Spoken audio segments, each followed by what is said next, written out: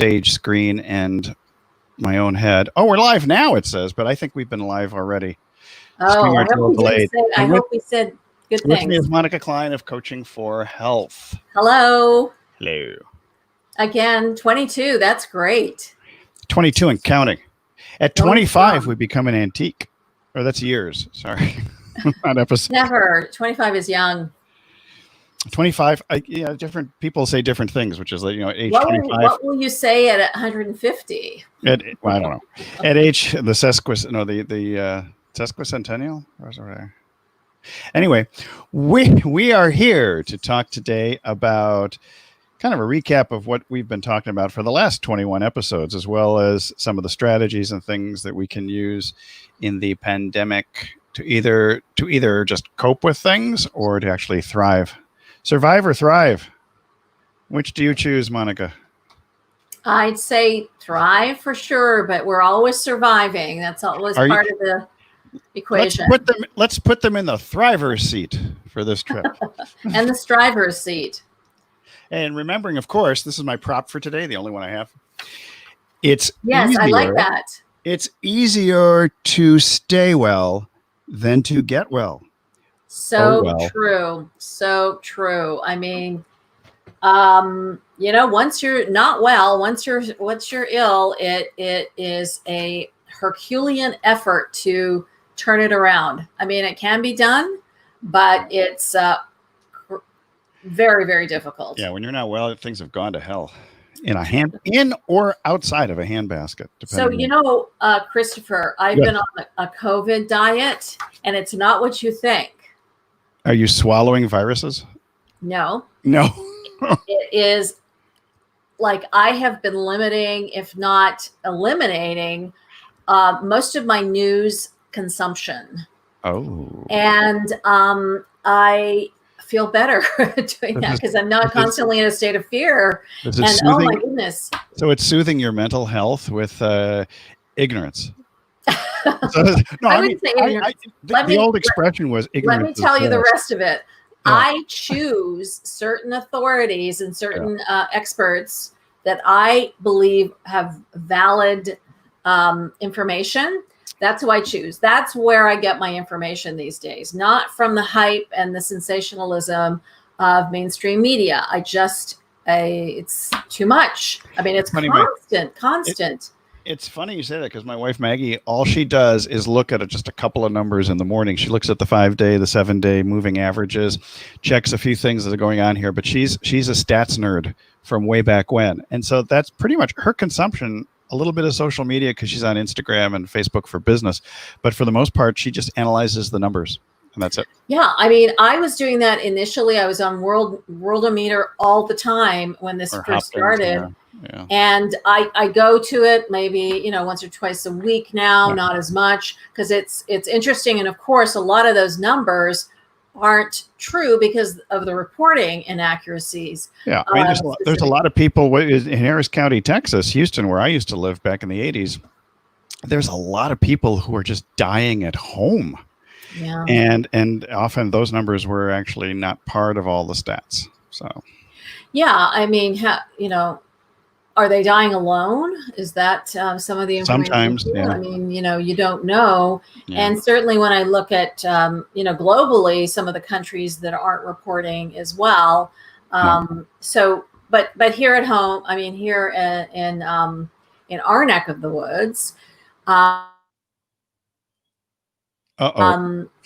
things are really ramping up, and it's so like. You're okay now. Are you frozen? I'm not frozen. You froze just for a brief second. I've noticed that when you say that, and then I look at it after, it actually doesn't appear that way on the broadcast, on the replay. Interesting. Well, we can hope for the best. Just like what today there was a delay in the "you are now live" message. So sometimes the servers go a little funky. So I mean, I think it's one thing I wanted to talk a little bit about is addictive behavior, and I think there is definitely an addiction. I mean, it's not earth-shattering news that media and the hype of media is addictive. It's addictive. And I've noticed too, there's a lot, like my husband has it on, right? So I'll go downstairs and I'll be sort of inundated with a little bit, unless I have my AirPods on. And there's this upsurge in car chases now. Have you noticed that? Is that happening in your area in San Diego? Yeah, well, yeah, to a great extent. I mean, we've actually, I thought it was a little disturbing that on our tiny island of 25,000 people, that our cases doubled in under 7 days. But of course, we had the 4th of July weekend, and we have a huge influx of people from Arizona. So that's why on weekends, we stay away from the beach and the restaurants and all the other things that tourists like to go to. So. And you know what's interesting? I've mentioned John Campbell, Dr. John Campbell's videos. He does them on a daily basis. He's in the UK, and he was talking about how the cases are increasing for hospitalizations of younger people under 40. Yeah. So, well, that's because they have an exaggerated sense of immortality. Yeah, I mean, they've been, not complying with some of the measures. You know, it's interesting. I want to share something. I was having this conversation with one of my husband's care aides in the garage yesterday, and I'm chatting, and all of a sudden this water is coming down on my shoulder, and then it's going into my car, and it's coming from the sprinkler system in the ceiling of the garage. And so, what's going on? Panic. So I called the owner of the place next to us, and because we live in a townhouse situation. And so, so he came later with his contractor, and we were having a conversation about what was going on. And it was maybe 10 minutes into the conversation, I realized the contractor was not wearing a mask. I mean, I wasn't even, like even conscious of that. And it's so interesting. Your perception was it was the old normal for just a moment. Exactly. I mean, that's what my brain is triggered for, seeing people's faces, talking to them like we're talking now. So it was interesting. And then, of course, then I thought, he came into my property without a mask. I mean, anyway, I guess my defenses were down, but also all of his workers, there's, I don't know, 5 or 6, none of them are wearing masks, and they're working right here. Yeah. So, well, it's a question of courtesy. It's a question of laying down the law and enforcing it. And I think I would have had I recognized it earlier. We did let our guard down. Yeah. I mean, I wasn't even aware of the guard for that period of time until, like, hey, the other guy was wearing a mask, but he wasn't. So it was interesting. Yeah, we spoke about this yesterday, and our maintenance man, who we've had for a long time, he's 76 years old, and he always shows up with a mask. And I think part of it is that he potentially, being 76, is in a vulnerable population, but he's just as strong as an ox, and he's very vital and all, but he has sufficient courtesy to respect other people. So. And it's not about just being strong as an ox. Maybe you are, but maybe you're a carrier. I mean, that's what doesn't get through a lot of people's brain, is that you could be a carrier. Yeah, and not know it. I have someone delivering Meals on Wheels. Different volunteers do it all throughout the week. But there is the man that comes on Fridays, and he wants to give the food. Like, I have a little cooler, and like, put it there, ring the doorbell, let me know that you've dropped it off. But no, he likes to like stand and wait, like he wants contact. I'm like, no, that's not going to happen. Go away. And he's not wearing a mask either. He wants to chit chat. He's lonely. Yeah. Well, I know a lot of people do these volunteer, just like incredibly. I'm so grateful to the people who volunteer with these organizations, but it's just you have to do things differently, especially if you're dealing with a vulnerable population already. Well, think of how difficult it is to establish easy habits like brushing your teeth when you're a little kid. So mask wearing to adults who have these ingrained habits is something that's just not natural. But I bet 20 years from now, if you ask a 20-year-old to wear a mask, it's like, yeah, sure, no problem. What's the big deal? Well, I mean, who knows what it's going to be like. But yeah, there's so many addictive habits of which I wanted to share with you today. Yeah, let's get from the surviving to thriving part. So there's a lot of addictive behaviors, and a lot of things trigger a lot of other things. So what sort of addictive things have you been trying to give up? Oh, well, I've succeeded, actually, to a certain extent. I had wine on Monday. That was not a good thing because I've gone pretty much keto. So no bread, no sugar, no desserts, no potatoes. I mean, I'm talking that. And that part was fairly easy to give up. But the recognition that I had from my years of working in my own weight loss clinic back in the Washington, D.C. area was that alcohol stops the fat burning process. So giving up alcohol was also part of the big deal. But I did have my wine on Monday, and it did not go well. So what happened? I was feeling very lethargic, not good, everything else. And I will tell you so, but giving up bread, which is probably, I am my mother's child, because she would say, I need bread. Not that I want bread. She's a good German woman. I need bread. Brot. And so giving up bread is a big deal for me. No sandwiches, no tortillas, no beans, no rice, no nothing. And it has been very effective in terms of tough. Fat burning. So that must be tough in in the home of a famous Mexican food blogger. Yes. We have frozen. She's done a number of amazing dishes, and we've actually frozen them for future use, because we decided to do this both together because we both need a support system, and it's nice to have a partner doing the same thing. So. It's interesting about the wine, because I too got into a little bit of a habit with wine, and it was sort of, there's so much stress going on with everything, my husband, COVID, just everything. And it was sort of my way of relaxing after, in the evening. Really, I would have a glass of wine with my dinner mostly. And so that became a habit, and more of a habit. I mean, it tasted good and it felt good, but it started impacting. I started having some burning in my stomach. So I thought, well, you know what? This is not good. It's the worst thing for any kind of gastritis, any kind of. What's a little inflammation in the stomach? Yeah, just, it's like putting alcohol on a cut, it burns, exactly. It burns and it burns. So that was my impetus. And so it's been, like a week and a half or so now. And because I've done this before, where I just do no alcohol for sometimes 3 weeks. I do that all the time too. Or 5 weeks, yeah. And it's interesting because somebody says, "Well, don't you need something as a stress reliever?" I said, "No, I want to feel the pain and see how good I am at it, without any crutch." Well, the stress reliever is not having it, because these habitual triggers. You're having your dinner. Oh, wouldn't a glass of wine be nice? I mean, I'm sure, I grew up when, you have, like, it's a celebratory thing. It's more of a celebratory thing and a reward thing, whatever it is. If it's, a glass of wine or some dessert or something, it's this reward cycle that you get into. So it's not a jug of wine and thou. I remember hearing that somewhere. A jug of wine? Jug of wine and thou. It's poetry from Shakespeare, I believe so. Anyway.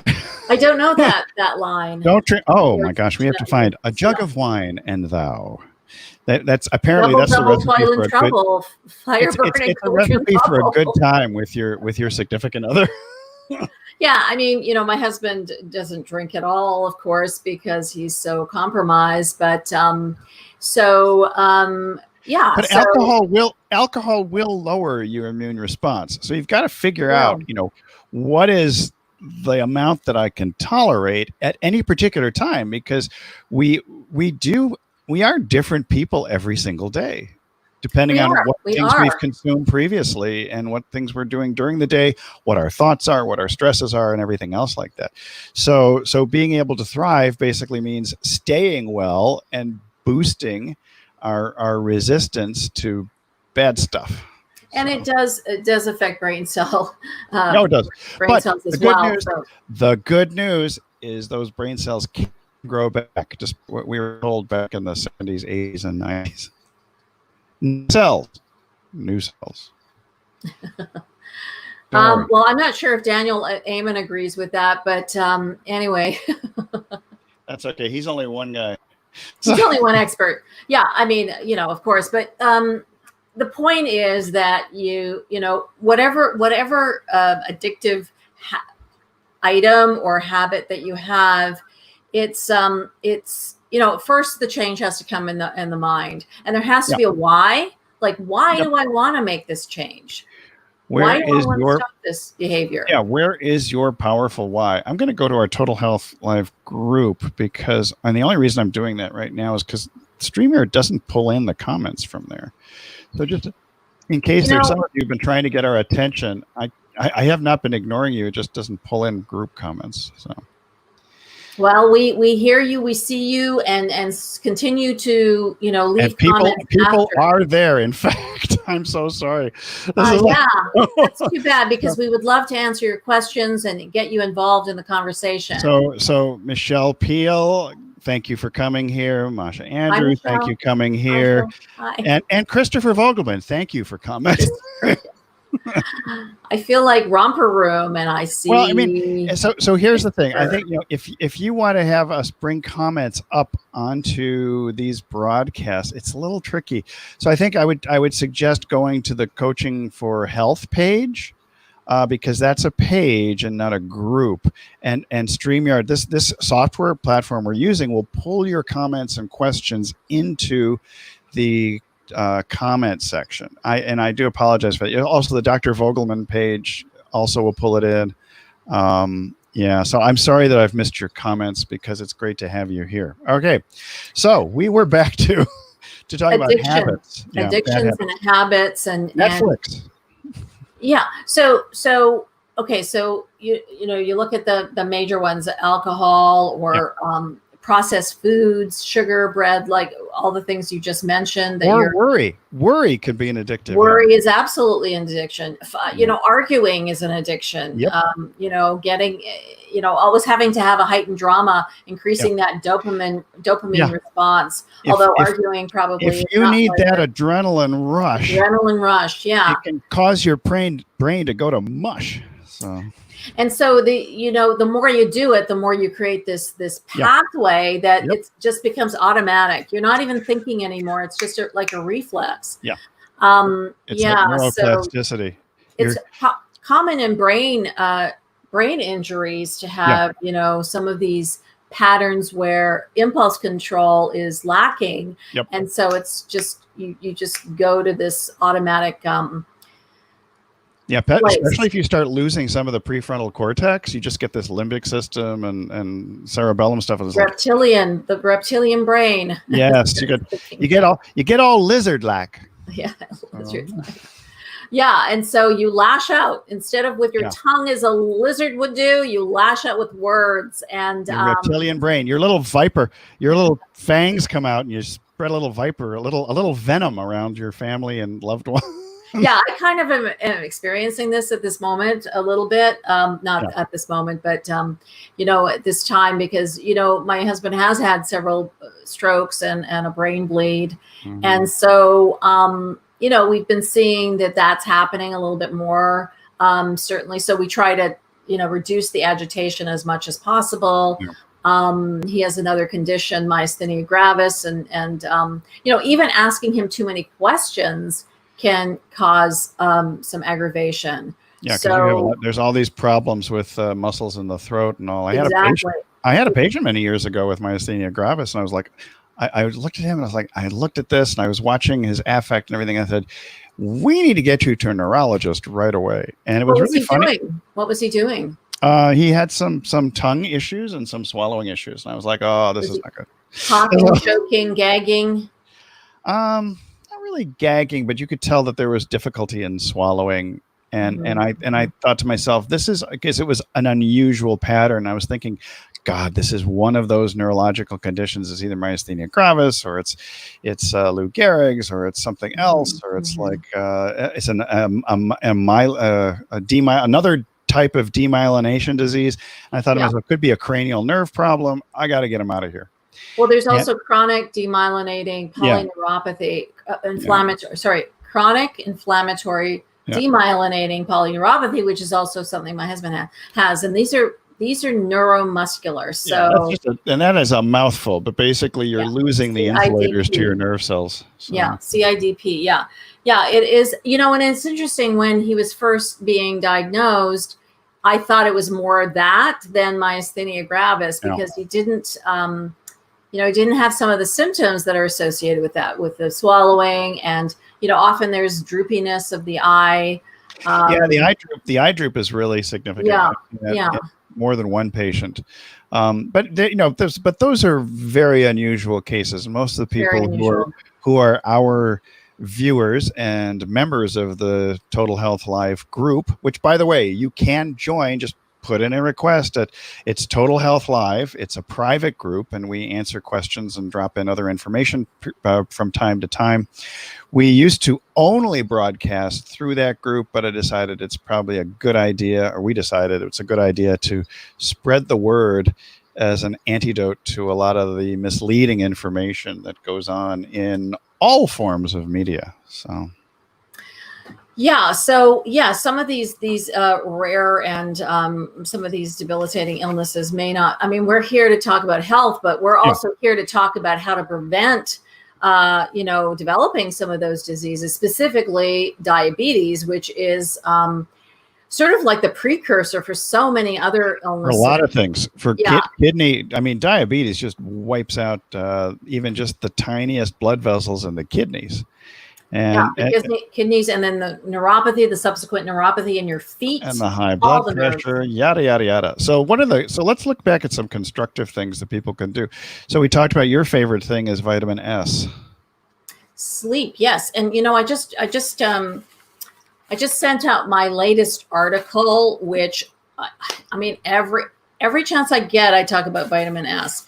And the article that I just wrote was called How to Care for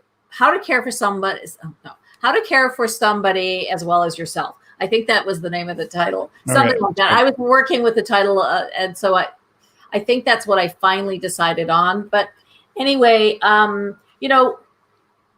so we talked about diabetes. What can we do to counteract, because it's really a lifestyle disease, and how can you, if you are taking care of someone, how can you stay healthy? So there's scenarios in your life where you're either taking care of someone, you just lost your job because of COVID, other loved ones. Parents, there's a scenario where people are taking care of others if you're a parent and there's kids at home. But they tend to be well. They're not, they're dependent, but they tend to be not ill. Yeah. So you have different issues when someone is ill, but we want to keep the youngins. We want to keep everyone around you as healthy as can be. Enough, and getting enough sleep for the vitamin S that you talk about. I think in part 2 with kids nowadays, a way of getting them off of their screens, whether it's phones or computers or whatever, because too much stimulation will lead to young people and older people not getting enough sleep because there's just so much input. I'm sure there are glasses for the young kids too. I'm sure there are. Well, I'm thinking more in terms of the addictive behavior of kids. It's totally addictive, and it's causing brain changes. Yeah. Well, and by the way, so like video games can cause brain changes, both good and not so good. And a lot of the good ones, there's some great things that go on between communications in the hemispheres with kids who've been playing video games. But it's a question of the addictive nature. Yeah, and there's also increased violence because of a lot of these games, what they're focused on, and aggression and Well, yeah, I will say I deal with a number of people. I used to do a lot of work in gamification, and I deal with a lot of people who are game designers, and that's a very controversial area. That aggression in a video game has been proven to result in aggression in the outside. Yeah, exactly. Should be headspace for gamers. There should be headspace for gamers. Like how to do it calmly. Why don't we be in a forest and or indulge in Minecraft as opposed to Call of Duty. So I watch this. I watch a lot of foreign film and television, and I forgot to put my phones away. Hello. Hi. Anyway, I watch a lot. By the way, I'm not calling you right now. Foreign films and television, Netflix or Amazon, and so I just enjoy seeing how other cultures are portrayed, and about other cultures. So I was watching this Korean one, and it was somewhat futuristic about a gamer who got lost in his game, and the whole series was about finding he was a young gamer. He developed a game and he got lost, but it was the way they did it. I mean, there was some violence in it, and I don't like watching violence. There was some of it in it just inherently in the game, but there was such artistry to it. And there was sort of like, you remember it was Japanese, or it was an Asian film, something about dragons, and they were almost flying, and I can't remember what it was called. But they were like physically so adept at sort of like jumping up. It was very superhuman. Crouching Tiger. Something dragon. Something dragon. Yeah. Crouching Tiger. It had that Hidden Dragon? Dragon. Very good. Crouching Tiger, Hidden Dragon. It's because of the fish that I've been eating. It's the fish. So they help. The fish. It's all about the fish. So it had this artistry and this element of movement as well. So it wasn't as again, that's a TV show. It's not actually the game that is the problem. We've got the emphasis upon sleep. I think hydration is one we've discussed a lot. Some people prefer to use lemon water in the morning as just squeeze a little bit of lemon to help as an anti-inflammatory, help the digestion going, boost immunity a little bit, and even help with skin, of course. But just the idea that you need to monitor the amount of fluid that you're consuming on a given day, and that was brought home to me because of someone we know who moved from one location to another for care, and with a family we know, and that individual was getting a lot of hydration on a regular basis, and after changing locations, wound up with only one drink for an entire day, and wound up hospitalized due to dehydration. Yeah. And so a simple thing like getting enough real water in your system can have devastating effects if you're not getting enough, but it also can have an uplifting effect as long as you stay well hydrated. Well, it can affect your blood sugar, blood pressure. It can affect all sorts of systems. I had a firsthand experience this week. My husband is on a fluid restriction, so he, it's been so hot, so you have to drink more when it's hot like this, and I think it's going to be 100 degrees this weekend, so you have to stay hydrated. So with him, he's got a fluid restriction, so he was elevated blood pressure, extremely lethargic, like falling asleep while he was getting a bath. Yeah, it makes total sense because because you need more fluid. You're restricted on the fluid, so you have to increase a diuretic to be able to compensate for it. It's a crazy thing to try and balance out the diet when somebody's compromised in more than one way. Yeah, and so you have to sort of forget about the fluid restriction for a moment if they are dehydrated, because that can be hospitalization and even death. I've seen more patients whose main issue going into the ER has been dehydration. Yeah, and people have died from it, and kids playing in a soccer field or a baseball game in the heat. Yeah. So it's crucial. It's just crucial to I mean, really and pay it's not attention. it's not that people are wimpy or anything like that. It's just the body happens to need water. Water. Yeah, I mean, and if you 100%. just like the body needs sleep, sure you could go 72 hours without sleep, but you're going to hallucinate and be useless. Why do you say wimpy? I'm curious. Because some people think that one of the misguided beliefs among some people is, I don't need to drink water. I don't need I'm a mask. fine. It's the same thing. I'm going to sweat it all out. I don't need a mask. I don't need a mask. To I don't eat need water. healthy. I don't need to I don't need sleep. sleep. I'll sleep when I'm dead. Or is it the same people? Maybe. What do you Sometimes think? it is the same people. Yeah. So, I mean, you can educate. Some just don't want to be. Some people just don't want to be educated. They've made their mind up, unfortunately, and and that's the thing. You might be doing it because I want it. I have I have control over me. But what about everybody else that loves you, and cares about you? And this is where some people might think of self-care as selfish, but the reality is if you don't take care of yourself, you're no good to anybody else around you. Exactly. And I think that was one of my reasons for writing this latest article, is that caregivers specifically really, that's, the priority becomes the care recipient versus the actual person who's giving the care. And that cannot happen. You get sick, you have injuries, you're fatigued. And there are several members within our Total Health Life group who are indeed caregivers beyond you and me. If you're not one now, you will be. You will be. You will be. Just you wait, Henry Higgins. Wait. Well, no, Henry Higgins is not involved. Henry Higgins. That's My Fair Lady. Sorry. Yes, I know. Henry Higgins. So I do know anyway, that one. so we talked about that. We've touched on food many times. We've been getting a lot of green leafy stuff. The food supply is actually a lot better now than it was, say, 3-4 months ago. But the challenge that does present itself is that many of the people who are in the orchards picking apples up in Washington State and meat packers and others, there still are a lot of people getting sick.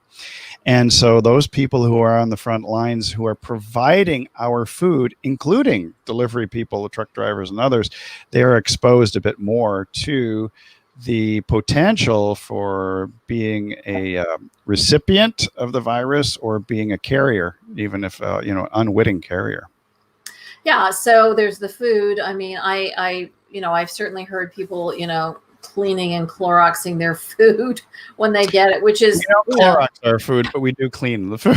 It's a little it's like that whole thing with drinking Lysol. Okay, so we don't want to do crazy things like that. Of course not.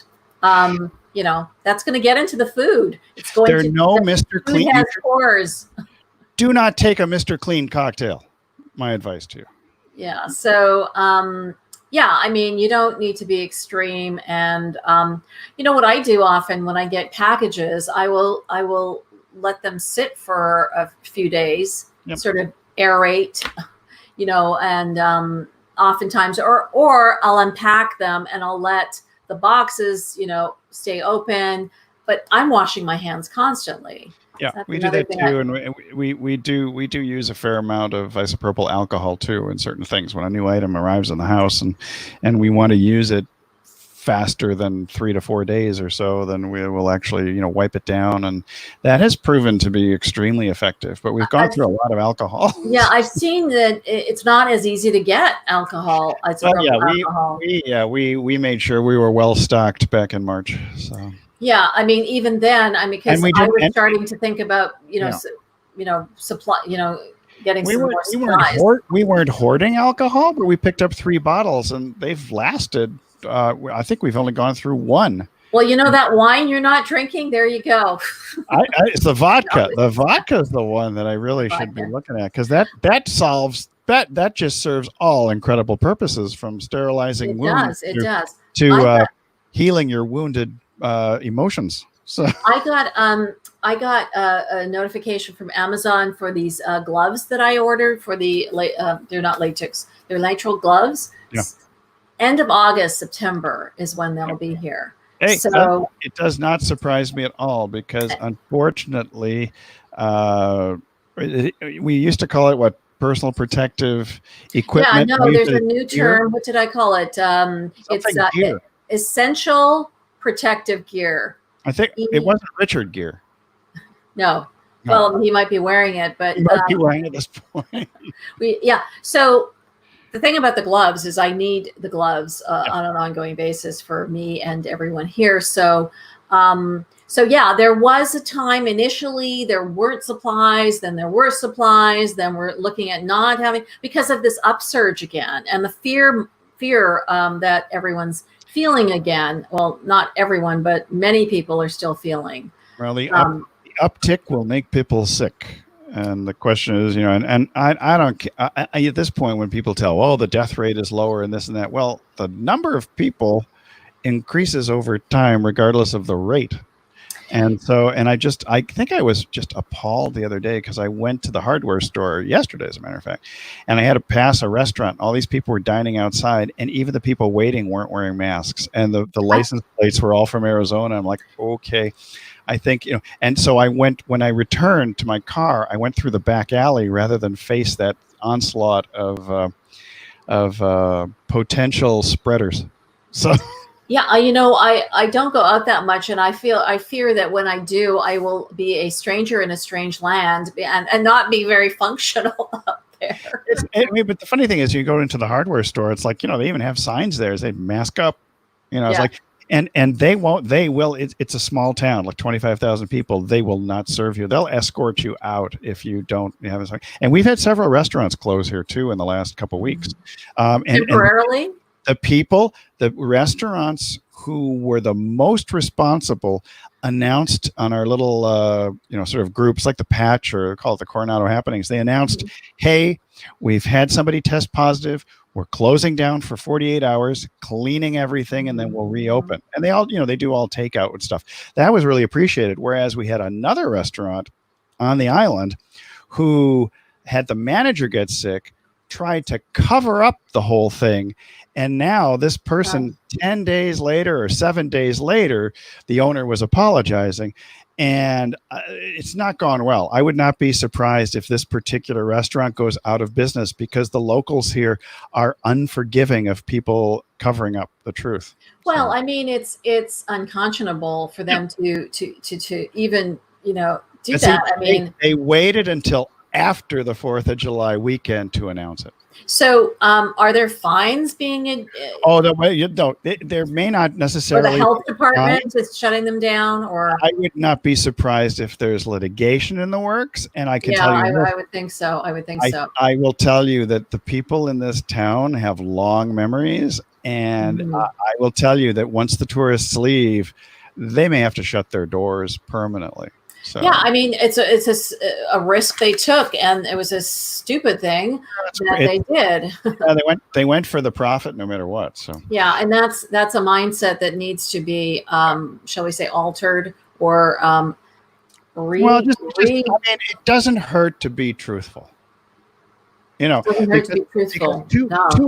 other restaurants in this town were truthful, were on it fast, told everyone, quarantined people if necessary, cleaned everything, and they're back in business in 48 hours. Yeah, they're rewarded for, being upfront and transparent. They are good. So these are small businesses who are good citizens. They're good members of the community. I mean, that's the whole thing about if you could put a mask on the restaurant. Yeah, exactly. That's what they did. That's what they did.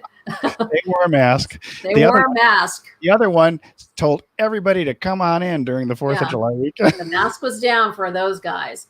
I was a little concerned because my mother fell and hit her head on Sunday night, and she was bleeding, and so the ambulance came, and I called her, and the nurse picked up, and she said, "Oh, we're waiting for the ambulance," and I said, well, what about COVID?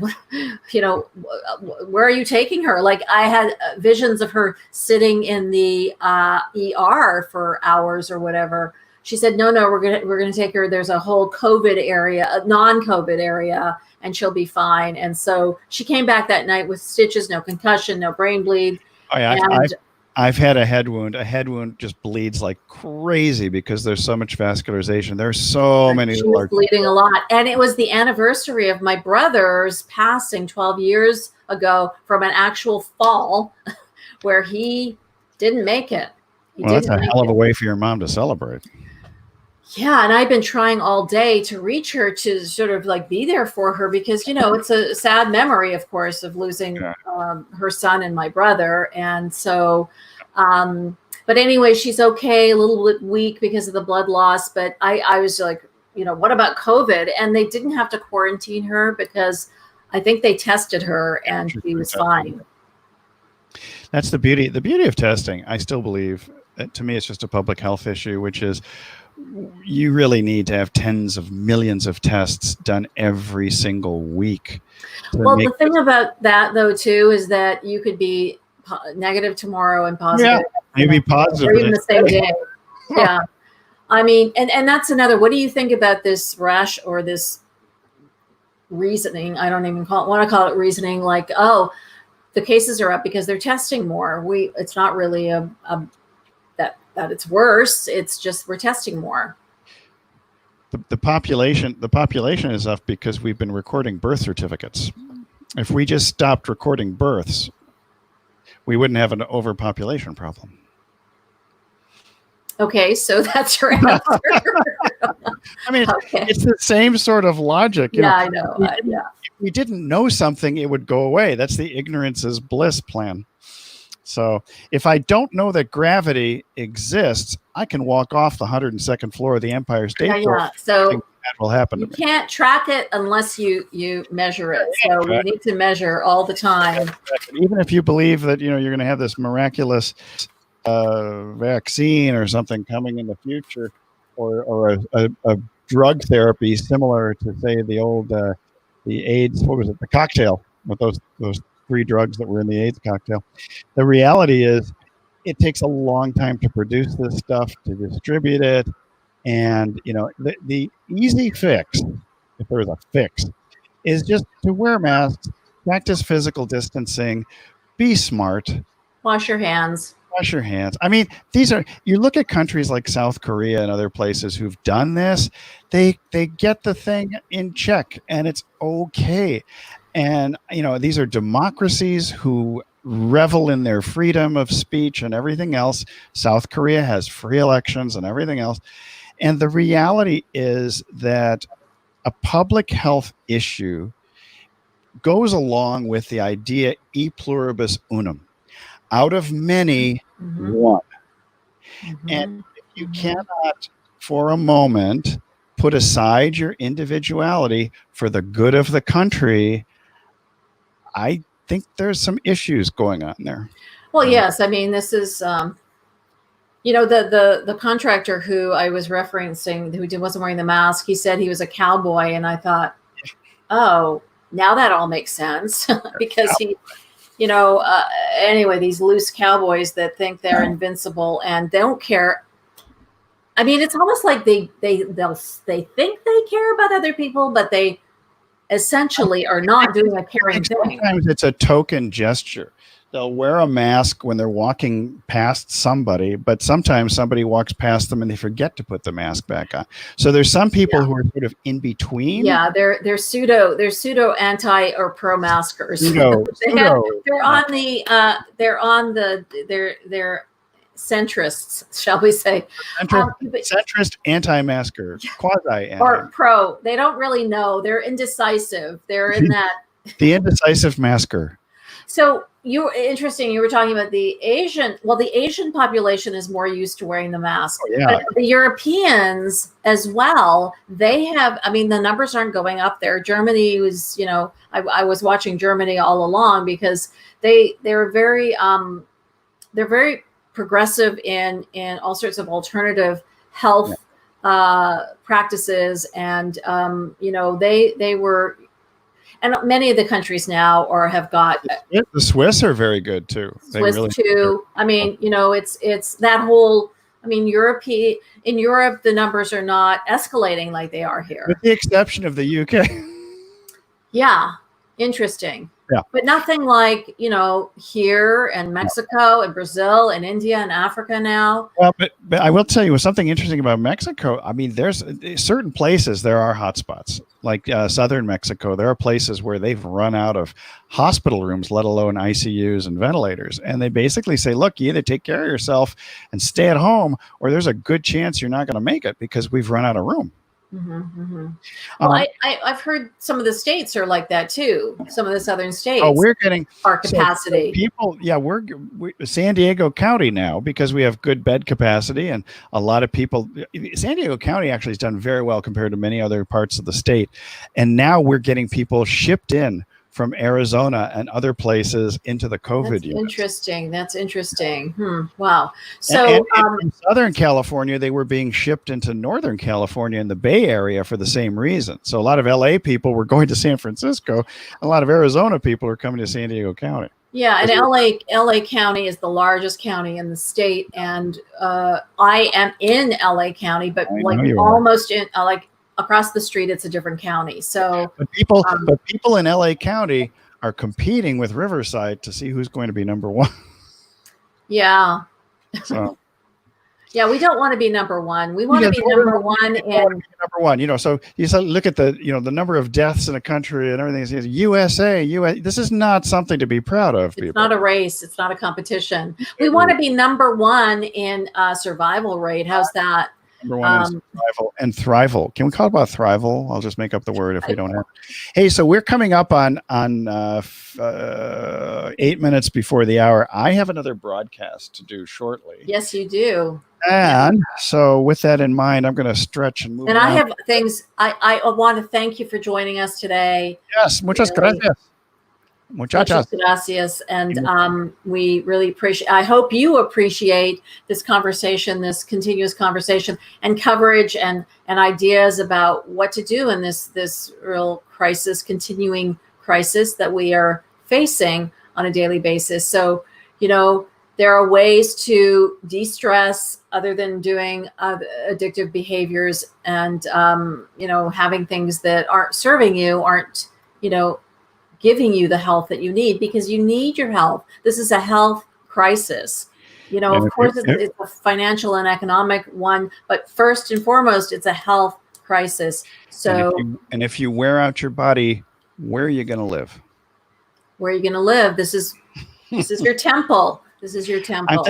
I think there are very few of us who want to become a disembodied soul at any time in the near future. So, yeah, in the future, probably that'll happen, but not now. Anyway, so not for now. Not for now. Let's keep you safe and healthy and happy. We'll be back. We'll be back next week. Same bat time, same bat channel, which will be 1 p.m. Well, we did like 1:05, which I'm okay with. So I'm just going to say 1 p.m. Pacific, 4 p.m. Eastern, 3 Central, 2 Mountain, and by the way, 10 a.m. Hawaiian, because you guys never do daylight savings time. All right. We'll see you next week. Okay. See you next week. Bye-bye. Have a good one.